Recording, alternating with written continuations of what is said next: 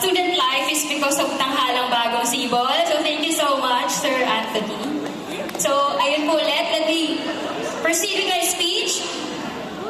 To Councilor Noel, Kagawad Romulo Cruz, our public schools, District Supervisor, Ma'am Noemi Baisa, Malabon National High School OIC Principal, Ma'am Teresita Dalmacio, Assistant Principal, Ma'am Lea Vidal, our former Principal, Dr. Cecilia Saenz. Kinikilig po ako, ma'am, nung nakita ko kayo kanina. Our beloved advisor, sorry po hindi ko maisa-isa, but led by our very own Dr. Lolita Acuña. Alam niyo po, pagpasok ko kanina, sabi ko ang dami nagbago sa school, yung itsura, yung facilities, at yung itsura din nating magkakaklase. Pero meron pong hindi nagbago. Tingnan niyo po yung advisors natin. Batang-bata pa rin po silang lahat. Parang ganyan din po yung itsura nila dati, di ba? Nung tinuturuan po nila dati. So maraming salamat po ulit sa inyong suporta sa amin pong batch reunion. Magandang araw po sa lahat. Good afternoon, batch 2004! I prepared a short message. I tried my best not to be late for this very important occasion because I'm reminded of what our advisor, fourth-year advisor, Ma'am Aurora Santiago, once said. Yung mga naging advisees po niya, baka nasabi niya rin po sa inyo. Sabi niya, huling mandawan magaling,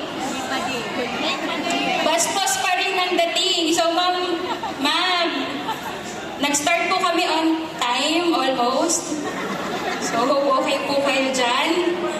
So I was really reluctant to deliver an inspirational message for this batch for a lot of reasons. So first reason po is I think I am not the best person to inspire people because I myself have not been feeling inspired lately. I believe I'm experiencing what people call the midlife crisis. So are you guys familiar with midlife crisis? Anyone? Shucks na teacher mode. Anyone? Midlife crisis? Midlife na ba tayo? Midlife na, right? So sabi ni Google, ang midlife crisis daw ay period of transition in life where someone struggles with their identity and self-confidence. So it happens anywhere from 40 years old to 60 years old. Sabi ko, bakit ko yung ma-experience 30 years old pa lang ako? Sabi ko, hindi. 37 na pala ako. I am 37 this year. Most of you are 37 this year. I am almost 40. All of us are almost 40. Tama ba? Oh my God. So at almost 40, I'm now here dealing with so many existential questions. So what am I doing with my life? Why haven't I achieved this much? Why are so many people, especially younger ones, are so much ahead of me? Even though deep down, I know that I've been grinding really harder than them. Grabe yung kayod, grabe yung pagod, pero I'm always asking myself, yayaman kaya ako? Yayaman pa ba ako ever? Bakit kasi wala akong generational wealth? Bakit hindi ako anak ni Mayor or ni Kong or ni Kagawad or ni Konsi? Why didn't I pursue my passion? What's my passion in the first place? Isn't passion overrated? Sabi nila, consistency is key. Pero I've been very consistent in working hard, but then I think I'm not getting anywhere. So I feel that I do not have the right to stand here and inspire people, especially this very special batch of people. So second reason why I think I shouldn't be here is that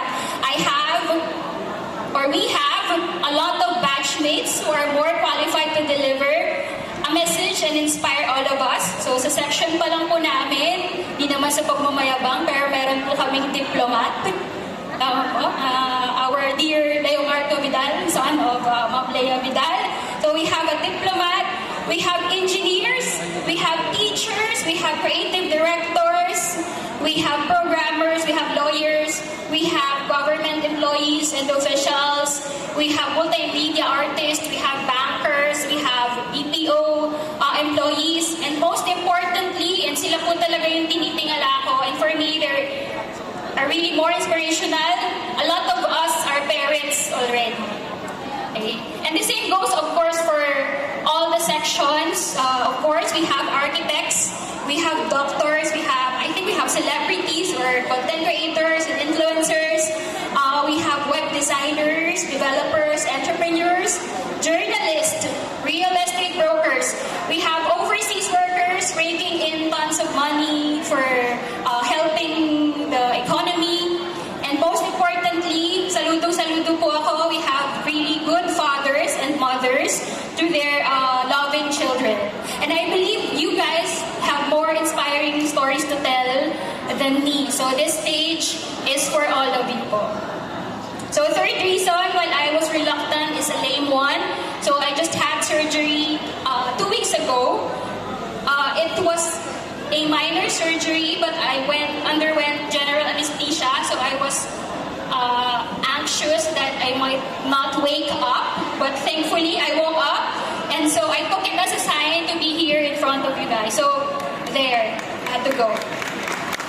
So that's actually what made me go. Bukod po sa printed na raw kasi yung invitation.